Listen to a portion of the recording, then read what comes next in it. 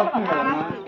ఆ చెత్త బండికి మీరు చేయవలసింది ఏంటంటే తడి చెత్త పొడి చెత్త విడివిగా ఇవ్వాలి. తడి చెత్త అంటే తడి అనేది కాదు, భూమిలో కొల్లిందంతా తడి చెత్త.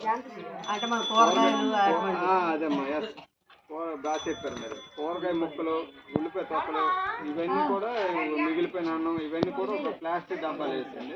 పొడి చెత్త అనేది ఒక బ్యాగ్లో గోన్ వేసింది. పొడి చెత్త అనేది వారం కోసం ఇచ్చిన మనకు అవసరం గట్రా రాదు.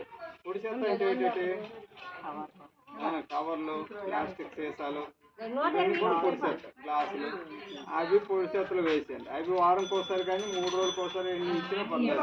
ఇలా మీరు ఇంటి దగ్గర విడదీసి ఇచ్చారు అనుకోండి, తడి చెత్త మేము ఎర్రలతో ఎరువు తయారు చేయడం వల్ల ఎరువు అనేది డిఏపి కన్నా ఎక్కువ పవర్ఫుల్.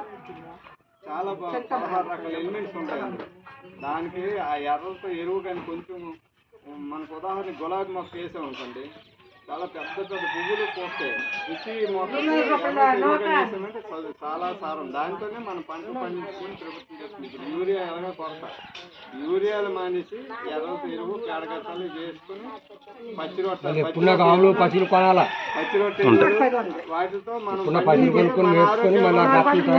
మన ఆరోగ్యాలు కూడా బాగుంటాయి. పురుగు మందులు, ఎరువులు వల్ల మన ఆరోగ్యాలు. అందుకు మనము కొంచెం మీరే మాకు సాయం చేయాలి.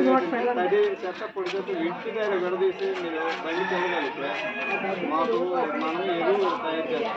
ఆ ఎరువు అనేది మీకు కేజీ 10 రూపాయలు.